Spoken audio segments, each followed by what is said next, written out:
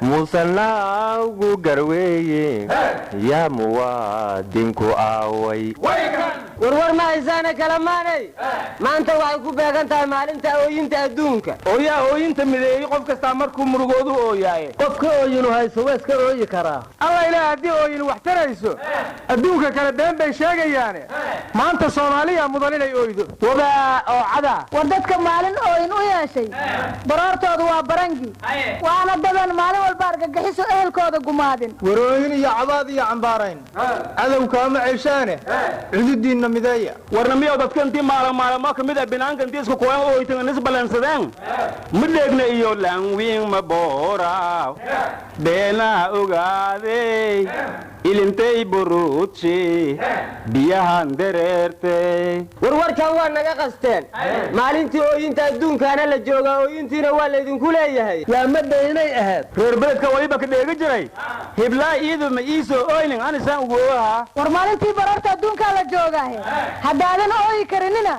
xirfadaa jirtee gacanta korkeeda basbaas marsada indhaha ku rugta ardadkaaga nooma ooye waa loo aaraa abdulo anin ooyi arshay muguda waa dheegi jiri war ooyintii waad naga qasteene niman yahow jacayl waa wixii saatanii galaye anigoo yar buu caashaqii baadiyey helaye haddaan dumarku iga yaabinayn ma cayilnaadeene minkistana waxaa iiga daran barashadeediiye urdugaankii falastiin lahaa waa muslime daaya kurdigana xasuuqaayabaa 10 wajiilaahe nobel biis barayskii abii shala la siinayey webiguu carqaladaynayana ka hor istaagaynin waa cadaaladii reer galbeed saan isleeyahaye maraakiibta iiraan wixii gubaya yeelkooda sacuudiga taraan baa ka cunay lacagahoodiiye ayagiyo talow xuutiyiin yow garnaqi doona waraankow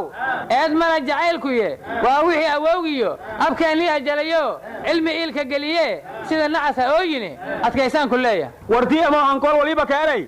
haddaan ogahay inay ahdigii adkaynaayaan ma ooyeen war idinkaan abdhayd ahayne etoobiya dad oohintu profession u tahay oo ku shaqaystaa laga helaa oo ciddii oohin u baahini kiraysato lacag siiso waaye hadda dowladda etoobiya tigreeg waa isdilaayeene dhankee ooyintuu badan tahay war cilmi baaris la sameeyey waxaa lagu ogaaday in dumarka celcelis ahaan ay bishiiba ooyaan 3 ilaa 5 jeer halka ragguna 1 ilaa ugu badnaan 2 jeer ay bishiiba ooyaan war cabdikuusow anigu waxaan hubaa cilmi baaristaas inaan mudug laga samayn war dumarka raggaa ka ooyayaa lagu yidhi seegoo sii hayaan ma waysan hooyadood ahayn war nebi aadam hooyo ma lahayn ma falanta adiga war nabi ciisaba aabba ma lahayn war ooyhaauba aha ma lahayna hayehe madeeyo berigana miyaad hooyo nooga dhigtay cabdulow wan hadduu caana kaaga dhigay maxaad hooyo ugu diidaysaa war aniga waxay igu darayd markuu geeli gaal ka dhigay gaboosow foolbu aan gaalmayaantiyeed ogdib aan fadaane digniin haddii aad oohin bilowdid ha joojin si ay caafimaadkaada wax u yeelin oohinta dhammayso marka hore inaan ooyin bilaabaa kama horrayso war qofkii ilin laga waayo naxariisi qalbigiisa kuma jirtaa la yidhi war ma dadkaa waxaana la raacsha maxay tahay ooyintu aryadhaha war ma haysiina dadka heer hiiraan madax iyo majaba waxay wacad ku qaadeen inaysan ooyina aarsadaan berigana jabhaddi macaawisley la dhihi jira laakiin loo bixiya jabhadda xoraynta hiiraan beledweyney ka ruuqansadeen iyo koo jalalaqsi u sii jeeda guddoomiyihii gobolka cali jayta iyo ciidan oo watana beledweyney ka ruuqansadeen iyo koo buule burta u sii jeeda waxayna sheegeen shacabkii la gumaaday inaan shabaab ka dambayn oo yaa ka dambeeyey marka war yaa kaloo saasu ka suura gashaa aryadhaha shabaab shacabkay gumaadeen ka dambayn maayaanaa laydin yidhi war cabdullow wixii dhiig lahow ka caabwaan dhiiranaa yidhiye laayay hor yaaliyen wuxuu sheegay oo dhabahe iska dhiciya soomaaliya dhidilku waa keeye warteeda waxaa la yidhi ummadii dameerlee dulmiga uma dulqaataane dadku heeska dhiciyaan dulliga dilay carruurtooda qof hadduu islaan yahay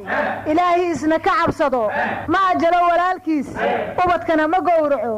umul aqalka kuma gubo warwar ma haysaana waxaa la yidhi shabaab dad tiro badan oy soo qabqabteen oo hiiraan iyo galguduud ka soo aruursheen waxayna isugu geeyeen ceel la helay ceel garas ceel buur iyo ceel dheer kunteenarayna ku xirxireen qorraxduna aad bay u kulushahay aryahan kooloo war ma haysida dadka ay soo xirxireen odayaalaa ka mid ahaa la yidhi ilmaxaad u keeni weyda noo dagaalamaana lagu heestaahaa la yidhi odayaashana ilmihii waxaad hore u dhammayseen iyo wax cararay naqdeenay dhaheen war maayaalhe konteenaraa laga buuxsaday war habeen hore dadkii ay laayeen waxaa ku jiray ilmo saqiiraaho hilbahooda busto lagu soo aruurshay war aniga waxaa igu xanuun badnayd wiil yaray dhaawac uga tageen baa aabbihii soo wacay wuxuuna ku yidhi aabba dhaawac baan ahay kadibna odayga aabbihiis ahaa baa yidhi haddaan ku imanayaa aabbo beledweynuu baabuur ka kiraystay jidka markuu sii marayo ayay odagiina miinan la qarxday oo wuu dhintay wiilkiina ilaa hadda geeri iyo nolol miduu ku sugan yahay cidi war uma haysaa la yidhi war naxariis laawa ma naxee maxaa eega nimanka laga sugan yahay oo dambe war waxaa la yidhi shaqi iyo ibliiskaa yaqaan shar iyo laytaane shiinuhuna ma yeeleen waxay shala sameeyeen war sheekh garyare wuxuu yidhi dadka caamadaa waxaan leeyahay cid kastoo islaam u sheegatay iyo inay diin ku dhaqayaan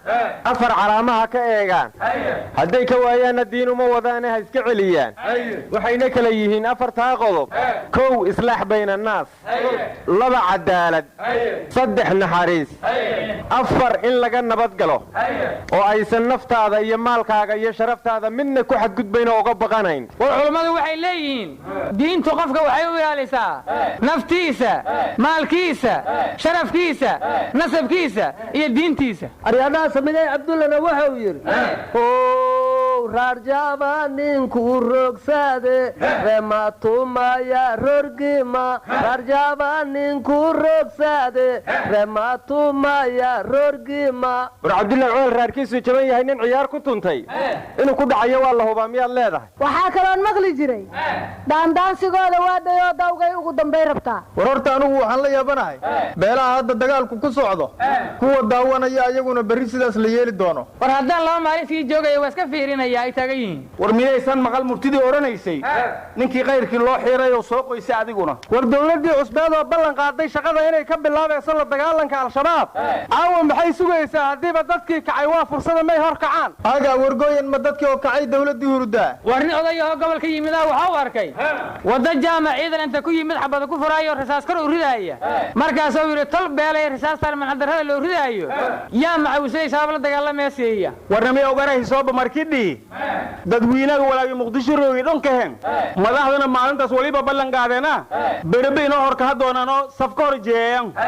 laakiin maal asaf dib mahankanagana marka ballanqaadkunkaas hadowley ma ahahe mar haddaad murugoto musanaagu garweeye yaa muwaadinku aaway warwar mahaysiina midowda afrika waxay soo magacaabeen wakiilkii u qaabilsanaya soomaaliya ee bedelaya faransiisko madiera ma rayla odhiingay ka soo dhigeen war armay abi axmed ka soo dhigeen war rayla odhiinga shaqa doorasho ku xiran yaan loo dirin haddii wax loo ogol yaha loo magacaabo war yaa ku yidhaa fawarqiyaa doorasho qabanaya wad selection warwarku ay gadhax gasheene midowda afrika waxay soo magacaabeen maxamed amiin souf oo u dhashay dalka kamorosna ma noo dhimaneed yaabay nin bukow boqol kuu talisa miyaadan maqal war jasiiradda komoros dadkeedu waa muslimiin waxaana islaamnimada gaadhsiiyey baa la yidhi ganacsado soomaaliya u dhashay marka hadda markuuna arko maxamed amiinka madeere lagu soo bedelay inuu yidhaahdo shiikhii noo yimi soomaaliya kama imaan war gabaaso waagaas argagixisa ma jirin warwarka waad la waalatayna midowda afrika waxay kaloo sheegeen inay dagaalka hiiraan ka qaybgelayaan waxayna dhaheen iyadoo shacabkii la xasuuqayo jawaano kuma dhex jiri karno waaye jawaanada hadday ka soo dhex baxaan ma baabuurtooday ku dhex jiri rabaan allah u naxariistay abwaan abshirbacadla hadda goor wuxuu yidhi sidii jinjaawi looshida ku dhex jir juuniyaal carra marka hadda waa ka soo baxaynaa miyay dhaheen warwar mahaysiina waxaa la yidhi maxkamadda kenya isniinta waxay ku dhawaaqaysaa natiijadii doorashadii kenya iyo ciddii ku guulaysatay war isniinta waxaa kulmaya wasiirka maaliyadda iyo kuwa maamul goboleedyada war nimankii wasiirkoon 20 beri joogin qaylada bilaabay maxaa ku qancinayaa waxay ka rabaan waa la og yahay war adiga qaylada ma kula weyntaa inaan hadlin hooyadii wax ma siiso miyaadan maqal oo cabaadku ma qalaab buu ahaa war guddoomiyihii guddigii doorashooyinka cirro wuxuu yidhi markii xilka layga qaaday bastoolad baa laygu qabtay laabtoobkaygina xoog baa layga qaaday war ciyaal weeraha xafiiska soo gasho buu dhahay war beejkii guddiga doorashada ee uu qaatay miyaa laga soo dhigayey war guddoomiyaha gobolka banaadir cumar finish oo asna taageerayaashiisa la hadlay wuxuu yidhi muddadaan joognay wax badanaan qabannay haddana inna nala bedelayaa waa noocadahay cidda nala ku bedelayana ma naqaan war cidda lagu bedelayo in lagu sii wargeliyo miyuu rabay war lan walba ha usgaadi ilaahayn daaway erayhe war wax qaadasho meesha looma imaanay wax badan aan qabto ku yiri gudoomiyuhu war ma haysiina doorashada Kenya ragga isku haya qareenadooda Soomaaliya uga cadcad mahad Soomane oo aad loo hadal hayay doodiisa waxa uu difaacayay William Ruto Ahmed Nasirna wuxuu ka mid ahay qareenadii dacwadda u diyaariyay Raila Odinga taliyaha booliska amniga Kenya sugayna waa Soomaaliya waxa la yiraahdaa Nuur Gaabow wuxuuna hadda soo saaray waraaq wuxuuna sheegay biriyo isniin oo go'aanka maxkamadda doorashada lagu dhawaaqayo maxkamadda aageed in laga soo dhawaa karin kala wareeg waa inuu u raaciyo war Nuur Gaabow taliyaha booliska Soomaaliya maxaa looga dhigi waayay taliyaha booliska Soomaaliya waa xijaar muwaalanta adiga hadda waxa ma sheego war wasiirkii hore maaliyadda Bayle waxa uu yiri dabaqa dheer oo la igu eedeynayo Hargeysa igu yaala wasiirka maaliyadda intaana noqon ka hor aan booska gatay ka bacay wasaaradda buu ka dhistay war hantideedii oo dhan Hargeysa Allahu ku yiri Somaliland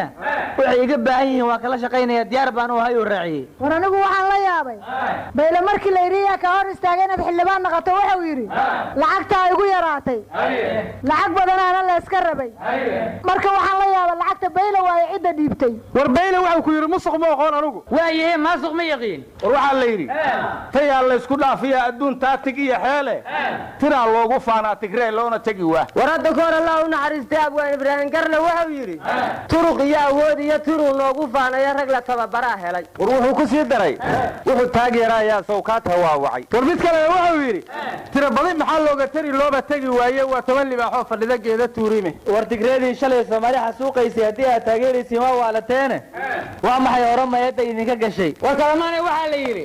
muddo kororsi baa lagu saliday maamul goboleede kuwa maalmihii hore dhunshaa doona moo kale ismutaxay bilaash iyo maxaa mandate kala haysta majare iyo ilaaliyo dalkan cudud lahayn miigan u la yacan munaafiqul insiyo ol maqruunada maxaa hadaya maandooriyaha muusha naga haysta malay maayo joogiyo sidii mulciya ciideedka dambiyadan muquray ka timid milixda jiilaale abaar iyo maxaa tooba moog mahsan kala haysta mar hadaad murugoto musanaagu garweeye